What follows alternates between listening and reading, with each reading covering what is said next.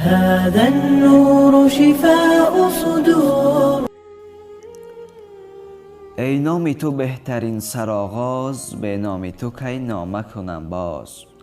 اما بعد فاعوذ بالله من الشیطان الرجیم. بسم الله الرحمن الرحیم. میخواهم یک قصه تأثیر بخش را برای شما برسانم، با دقت باشید. انس ابن مالک رضی الله عنه از شماره آن صحابگانی بود که هنوز در خردسالی از تربیت رسول اکرم صلی الله علیه و سلم بهره‌ور گشته بود. با این ابرمندی عالم هستی و بسیار عمری با برکت خود را پس سر نموده است. انس رضی الله عنه قصه میکند که با همراه رسول اکرم صلی الله علیه و سلم طعام تناول میکردیم.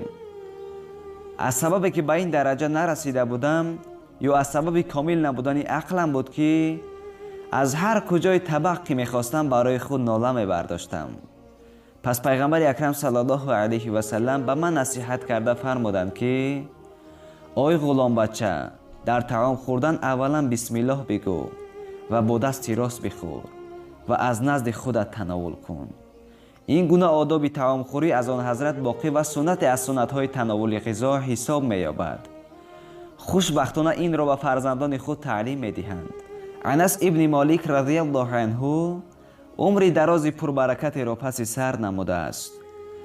در آخر عمر او حجاج یوسف امیر مسلمانان بود. او بسیار ظلمگر بود. این است که در تاریخ او را با نام حجاج ظالم یاد میکنند. او اهل علم و فرهنگ و ادب را بسیار آزار و اذیت میداد. بر روایت حتی برای نصح کردن علما دست داشته است.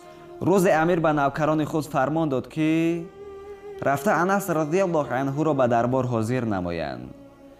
خدمتگاران پادشاه تو به نزد انس می آیند، وی را نزد کلبه‌اش نشسته می یابند.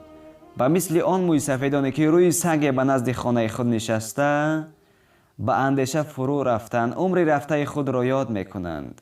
نوکران آمده امر امیر را به انس رضی الله عنه می رسانند و طلب رفتن او می کنند. انس در جواب می گوید من به امیر هیچ گونه حاجت و نیازی ندارم که به نزد او حاضر گردم. نوکران آن صحابه کرام را پند می‌دهند که حجاج امیر مسلمانان است، تمام مملکت به دست دارد و امر وی را به جا آوردن شرط و ضرور است. خلاصه انس رضی الله عنه را راضی می‌سازند. پس انس با دعایی که از رسول اکرم صلی الله علیه و سلم تعلیم گرفته بود، خود را دم انداخته راه سوی دربار حجاج را پیش می‌گیرد. چون به نزد امیر می‌رسد، امیر از او می‌پرسد شما انس؟ انس گفت بله من انس هستم. امیر گفت شنیدم که به نام من سخنهای پست و بلند و زیاده گفته اید. انس رضی الله عنه گفتند بله گفتم و باز خواهم گفت. امیر گفت چرا آبرو اعتبار مرا نزد رعیت پس میزنید؟ انس رضی الله عنه گفتند وظیفه دارم که شما را پس زنم تا به خود آیی و دست به از بی‌عدالتی و ظلم و ستم باز داری. مگر نمیدانی که تو چیکار کرده ایستاده ای؟ امیر گفت چی شده است؟ چی کاری از من سر زد؟ انس گفت تو دوستان خدا را خوار ساختی و دشمنان او را عزیز. باز چی کاری هم میکردی؟ امیر گفت مگر تو نمیدانی که من کی هستم؟ آیا به نزد من سلامت آمدی و سلامت رفتن را امیدوار هستی؟ مگر از من نمیترسی؟ انس رضی الله عنه گفتند من از حبیب خدا صلی الله علیه و سلم تعلیم گرفتم و بالای این دعای را آموختم که تو به من هیچ کاری کرده نمیتوانی. حجاج اسم مبارک رسول اکرم صلی الله علیه و سلم را شنید، نرم گشت و به اندیشه رفت و پس مسیر یعنی خط سخن خود را دیگر نموده گفت آیا به ما نیز آن دعا را نمی آموزی؟ انس رضی الله عنه گفت تا زمانی که زنده هستم به کسی آن را نمی آموزم، مخصوصا به تو.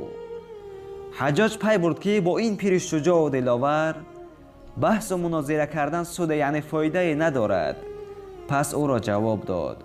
انس رضی الله عنه در آخر عمر خود از حدیث رسول اکرم صلی الله علیه و سلم که هر انسان علم خود را نشر نسازد آن را به خود به گور برد، روز قیامت برگردن چنین شخص لجام آتشین زده می شود.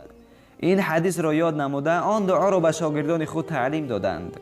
پس هر کس چون به نزد ظالم دعوت شود و این دعا را خوانده خود را دم اندازد. ان شاء الله از ظلم او امین ماند. شرط است که با طهارت باشد. فکر خود را تنها به سوی الله تعالی متوجه سازد و در ابتدا و انتها صلوات خواند. دعای مبارک را در زیر نوار میگذاریم. خدا حافظ. السلام علیکم و رحمت الله و برکاته.